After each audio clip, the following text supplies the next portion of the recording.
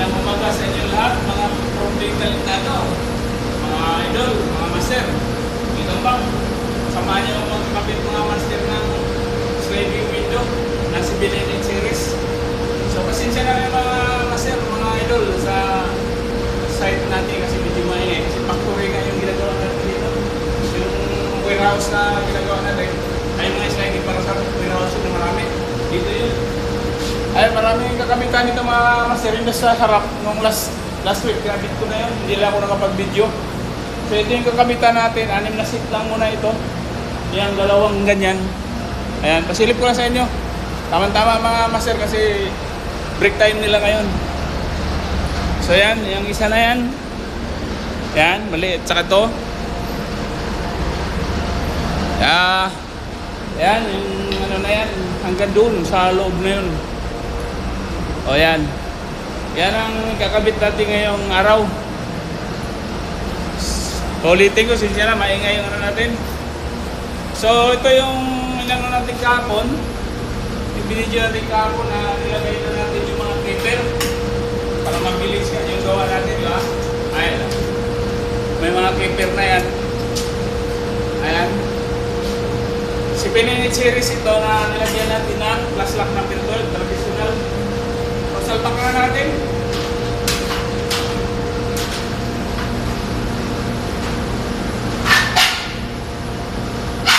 Yan, so tama-tama ang sukat natin.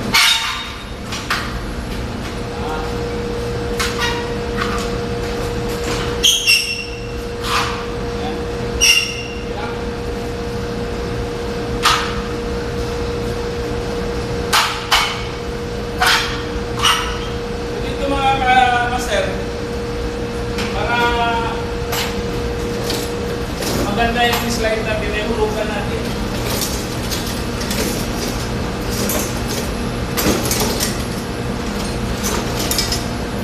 Yan, hulog, may dala kayong level, mas pwede pareho naman yun. Para spot yung takbo ng sliding natin. Lagi natin hulugan. Sagad lang natin sa baba, may pasyada yung ano natin. So isagad lang natin sa pagkaloob, tapos hulugan natin. Saka natin kuwitan.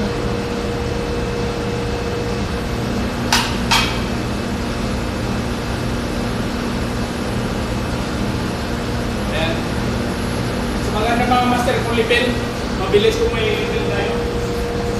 Wala akong nawala yung lipin ko, kaya ulog na tayo.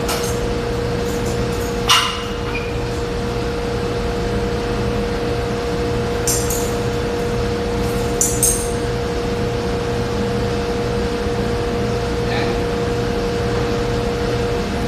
Para ang ano niyan, smoke yung sliding natin pag-slide. Kasi pag wala sa Philippine yung hamba na release natin, medyo hirap yung anong sliding with is. No? Kailangan natin hulugan lagi. Ito kasi.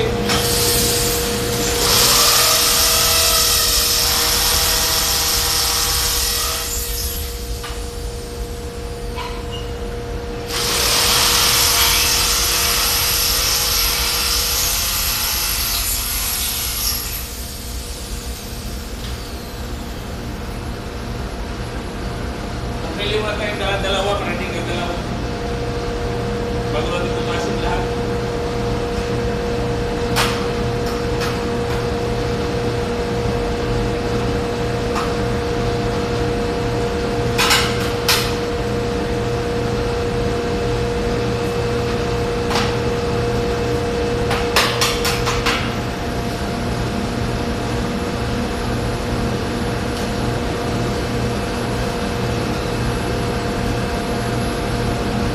Tuloy-tuloy lang yung video natin mga master sa isang set na ito hanggang sa makabit natin. Tapos yung iba siguro, hindi na tayo mag-video doon. Pare-pareho lang naman ito.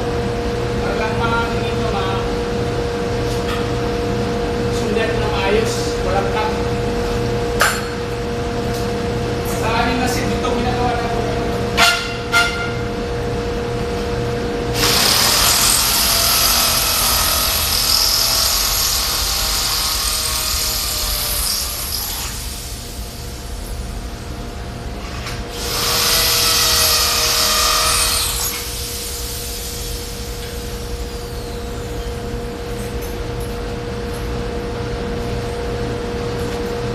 Mag-try na tayo ngayon. Maliliit naman ang tubig na kabit natin. Kasi si Master Marlo may ginagawa. Nakakontrata na rin kasi yun eh. Natopang ka.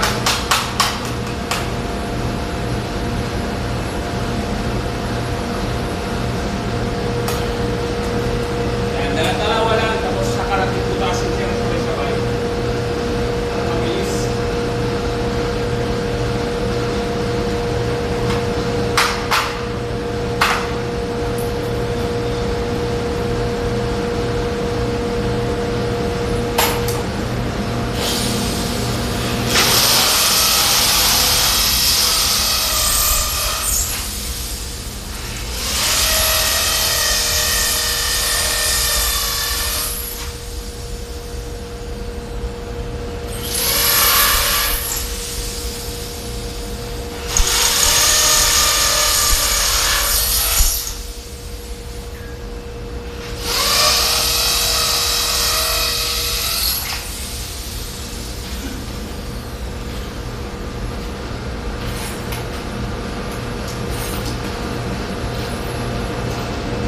Ito yung tinatawag ng conversion ng lock mga master kasi yung lock kasi dapat dito super lock lang, di ba? Convert natin sa traditional lock or plus lock number 12. Yung mga kabilis, di ba?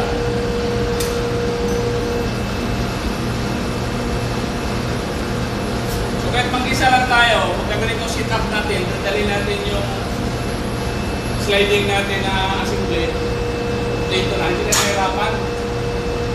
Diba? Kahit wala lang helper.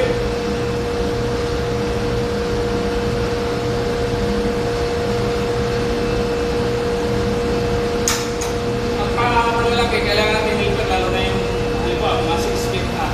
Hindi kailangan natin helper, hindi natin maabot yung panel sa bukas.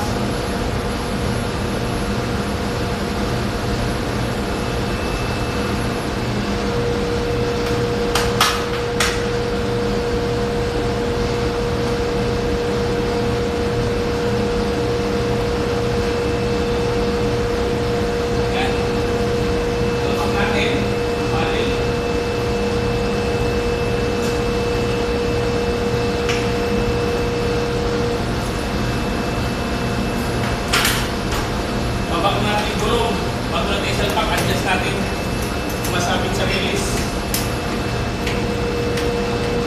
Kasi yung clearance nito, tama-tama lang, maliit kasi pagka malaki masyado yung clearance, pag nabigla natin ang matalon yung sliding, di ba? Babago na natin, saka natin i-adjust mamaya.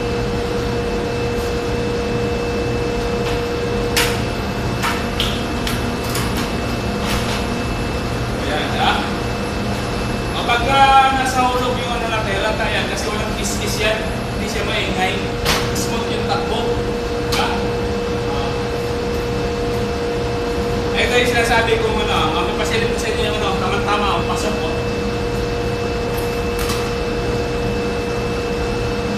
Yung plus lock taper natin na pinabit na natin, pasok na pasok. Tama siya doon sa bukas. So, kapag tayo alam na natin yung butas, diba? Pwede natin i-actual na magkabit yung enter sa ano. Yung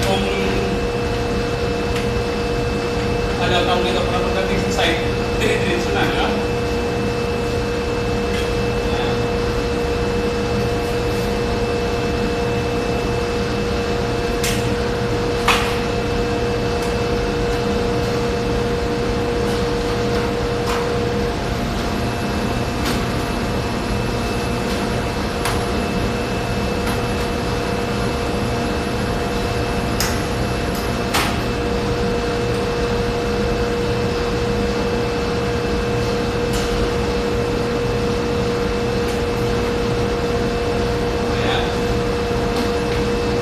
Smooth, diba?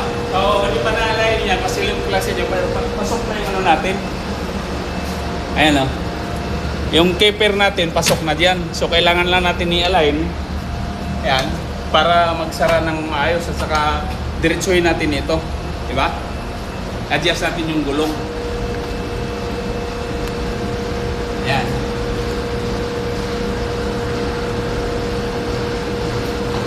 Adjust natin. Taas natin ito dito.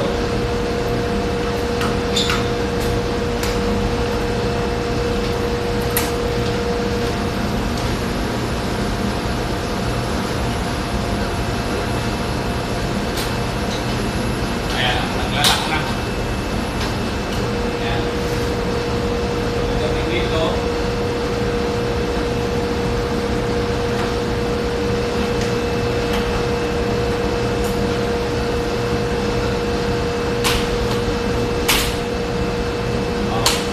Galak na rin, kaya lang bulong na rin ko dito kasi buntis ko na ba, tataw dito lulo.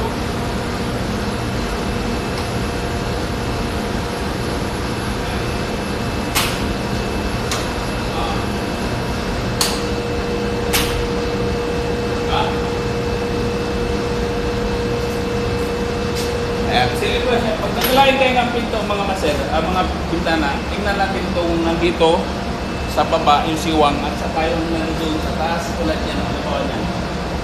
Kailangan pareho. Yung siwang na yan, diba? Yung kapirasong siwang na yan. Ayan. Ayan, yung distansya na yan, kailangan pareho. Pero di pangit tingnan. Slack natin. Ayan, nag-lock na. Dito sa kabila. Ayan, nag-lock na. Tingnan natin sa gitna kung nasa line. Okay, kunti-kunti. Makuha na sa kalso-kalso yan. Para gumit na rin yung ano dyan. So yan, okay na yan. Ang gagawin natin yan ay sealant na lang. So hindi ko nga ipakita sa inyo yung pagsisilant dyan kasi sa mga ano dyan, madali lang naman yung pagsilant. No? Kasi marami naman tayo nagkakabit. Ilang minuto pa ba? 12 minutes. Meron tayong kunting ano dito, 10 minutes. Pagka ganito pala, halimbawa yan. Importante din itong mga master na maano natin yung ano na yan, siwang, kailangan magparehayan. So, technique ko dyan, kasi pag angat natin gulong dito, hindi na rin mag-match doon yan. So, ang gagawin natin dyan, kailangan natin ng ano sa ilalim. Kasi ang hamba niyan is lundo. Kailangan natin ng mga 1 inch o 5.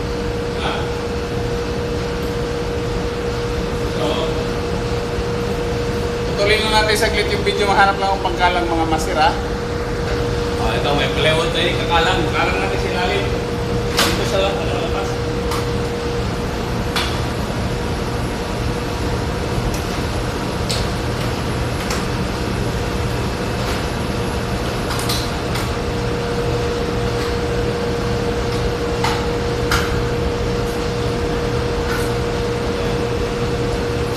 Tingnan natin kung nasa line pa rin.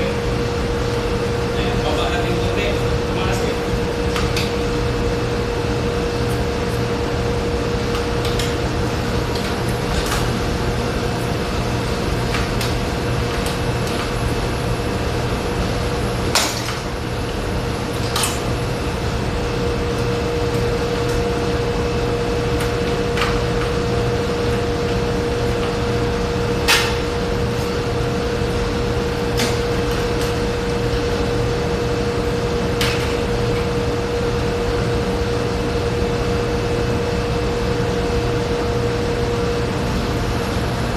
Sobra.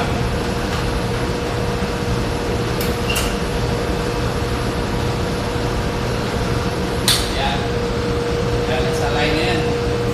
Pagdating dito, tingnan kami tutik. Ay, baba natin ito dito. Para hindi siya matanawin po. Ikuti lang.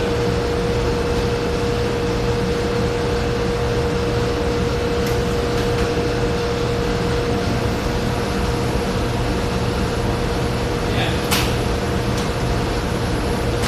Silver gitna o nasa line. Ayan. Ayan mga master. Yan ang pinaka-importante din ng mga master na ano, para hindi pangit yung pagsanara natin, di ba? Yung pagitan na yan, ganyan na yung pag nagsalpak ng sliding, hindi lang pwedeng mag-slide lang. Kasi pag bangga rin kayo, pag hindi, pantay sa pag-bang natin doon, magbangga ng gano'n. So, pag hindi kasi pantayan, pwedeng tumalon kasi yung kabilang gulong rito, ma-disalign.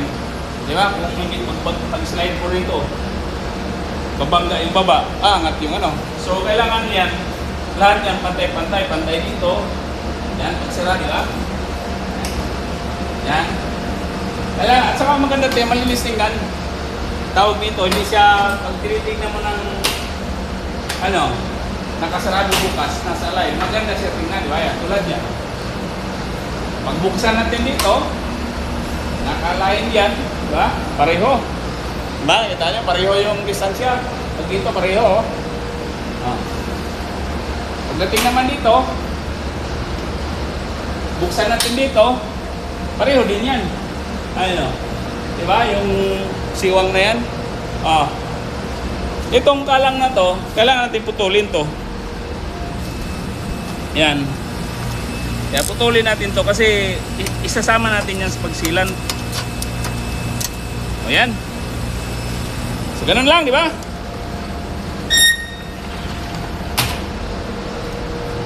So yan, okay na yan. Isang seat na ipakita ko sa inyo mga master. Doon sa lahat yun, hindi ko na ipakita sa inyo kasi ganun na naman tutuloy natin. No? Kasi sa layaman ko ang mayroon idea.